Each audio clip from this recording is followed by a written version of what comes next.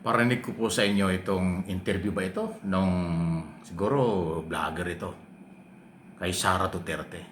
Kayo na po magpasya, ano bang inyong basa rito? Ano ba kayo ba'y maniniwala? Ano bang ang tingin ninyo sa style ng pananalita ng pangalawang pangulo ng ating bansa na nagdeklara pa na gusto niyang kumandidato at gusto niyang maging pangulo ng Pilipinas sa darating na araw? Ito, tingnan niyo kung paano siya magpaliwanag, paano siya sumagot. Galing sa kanya, hindi ito fake. May video pa talaga. Lumilipad-lipad pa yung buhok dahil may hangin eh. Masyado na siyang basura ba na gossip na hindi na siya dapat pinapansin. Pero dahil tinanong mo, sagutin ko na lang, never in the history sa aking trabaho ako nagtapon ng laptop sa isang colleague or sa isang empleyado or sa isang abogado. Dahil unang-una, wala naman atang, pag nagtapon ka ng laptop or nagtapon ka ng cellphone, wala siyang benefit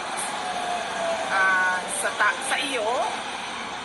And syempre wala siyang benefit sa tatamaan ng laptop or cellphone. Pangalawa, hindi ako gumagamit ng laptop kasi hindi ako marunong gumamit ng computer. Sa lahat ng mga documents, nire-rely ko lang yan sa kasamahan sa minsan nagpagamit ako ng laptop, gamit ko yon pag may Zoom meeting kasi para maganda yung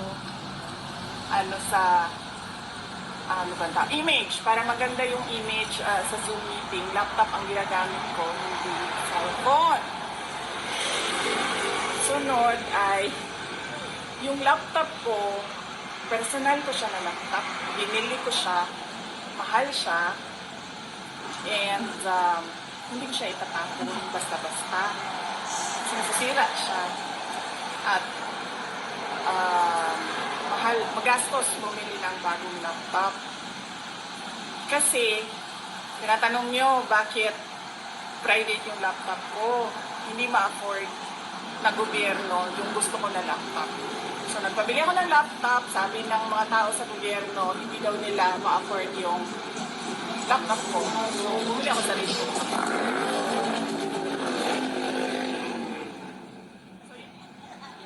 Hindi ako nagtatapon Yan. ng gamit, kahit anong gamit sa ibang tao. Yan ang bahala. Yan ang sagot. Ang isa lang ang tinanong dyan, totoo ba na ikaw ay nambato ng laptop kay Atty. Poa? Ilang araw na pong nagbabiral yan, pinag-uusapan ako, hindi ako gaanong sumasakay sa ganyang issue, kaya nagtatanong lang din tayo. Dahil una-una, hindi ko naman nakita. Yan ang ayaw na ayaw ko sa lahat. Kung walang ebidensya, bakit ko naman tatalakayin? Kaya lang ho, dahil nag-viral na nga ito, at tinanong na nga ho si Sara, dyan, nasa dahig yan, nasa Europe. Ayan ho yung kanyang sagot. So, anong tingin nyo doon sa kanyang pagsagot, pananalita? Pati yung laptop pala hindi siya gumagamit ng laptop ng galing sa gobyerno dahil hindi daw ma-afford. Ibig sabihin, gusto niya high-tech. Baka ginto yung kanyang laptop na gusto. Talaga hindi pwedeng bili ng gobyerno yun. Joke lang. Pero mahal daw Gusto daw yung magagandang laptop. Mahal daw. Hindi daw kaya ng gobyerno. Kaya daw siya nagpabili. Tapos sabi niya, inamin niya, hindi daw siya gumagamit ng computer. Hindi daw siya marunong mag-computer. Ganon. Siya may sabi nun, hindi daw siya marunong. Vice President siya, gusto niya maging presidente, tapos hindi marunong mag-computer. Ano ba? Global technology na ngayon, high-tech na ngayon ang labanan sa kanya nang galing, hindi yan fake news. Baka sabihin niyo, fake news na naman yan, Mike, paninira na naman. Kaya nga pinarinig ko sa inyo Siya yung umamin, hindi siya marunong mag-computer. Pero meron siyang laptop na sarili daw, hindi kaya ng gobyerno. At hindi daw siya namamato ng laptop at saka ng cellphone. Mga ganon. Bahala na kayo, kaya nga pinarinig ko sa inyo. Kayo yung malayang bumasa, magsuri, kung paano magsalita, paano mag-deliver ng statement, paano humarap sa interview si Sara Duterte, ang Vice President, na nagdeklara ng siyang gusto raw kong tumakbo pa sa pampanguluhan. Kaya lang meron pa rin hong nakapending mangyayari na impeachment trial sa iso ng betrayal of public trust laban sa kanya. Ayun na po bahala dyan kung ano yung masasabi. Okay, okay magagalit ha. Hindi fake news yan. Kaya nga hindi tayo agad sumasakay sa mga issue bago tayo mag-topic ng mga issue ay ating sinusuri muna. Kung totoo, tama o tama ba o mali. Dahil ayaw ko ho ng fake. Hindi ko negosyo, hanap buhay ay gumawa ng fake news. Ang nagsasabi lang na tayo ay fake news, yung tinatamaan ng totoo, ng katotohanan. Yung ayaw ng ating topic dahil sila ang tinatamaan. Di ba? Eh, hindi fake news yun. Depensa lang nila yan. Okay. Samantala, sa ibang issue natin, Lunes na ha. Magabang tayo ha. Lunes na ang botohan. Lunes na magdedesisyon ang lahat ng congressman na papasok sa plenary. Basta mayroong quorum yan. Kahit na 150 lang, tuloy-tuloy na po yan. O kaya 160 ang pinakasiguradong quorum eh.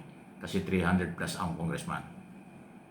Sino man ang papasok na congressman sa Lunes, hopefully majority papasok, o hindi man 100%, dahil mayroong congressman ayaw talaga pumasok, magkakaroon na po ng botohan para desisyonan ang resolution, recommendation ng Justice Committee, article of impeachment, para may transfer na ho sa Senado at magkaroon ng trial.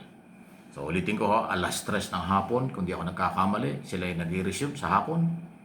So abangan natin kung yan ang malamang ay first agenda, yung pagboboto ng mga member, pro o anti, ilan nga ba? Ngayon na lumalabas, mga 200 daw po. Sobra sa 1/3 na nire-required ng batas. Dapat kasi 1/3 lang, 106 ang bumoto para matransfer ang article of impeachment. Pero ngayon may mga report na hindi lang yun makukuha, baka daw umabot ng 200. Okay? Meron ng mga congressman na ngayon maingay pa lang na humaharang na, hindi daw sila boboto. Ayaw daw nila yan. Ay bahala kayo sa buhay nyo. Hindi nyo magawa ang inyong obligasyon. Ang obligasyon nyo, bumoto kayo, pabor o hindi. Yun eh, di ba? Bumoto ka ng pabor, okay. Bumoto ka ng hindi, okay lang din. Pero yung hindi makikialam, hindi papasok, walang pakialam, ay walang pakinabang sa inyo ang taong bayan pagka ganun. Pag sinadya ninyo na hindi pumasok sa Lunes, dahil ayaw nyo bumoto kahit ano, walang silbi kayo. Yan na yung aking personal na opinion. Okay? Ang mahalaga, pumasok kayo, makinig. Dahil bago naman magbotohan, babasahin ng chairman ng komite. Kaya nga, committee report yan, bago magbotohan. Kung ano ang laman ng committee report. Bakit may probable cause? Saan nakuha ang probable cause? Detalyadong i-report yan ni Chairman Luis Tro. Ang detalye, kaya sa opening pa lang malalaman na ninyo. Meron ba o wala na ebidensya? Bago i-transfer ang article of impeachment o bago magbotohan. Ganun ang mangyayari. Kaya hindi lang congressman, tayo mga Pilipino, mag-abang. Lunes na yan. May 11, 3 p.m.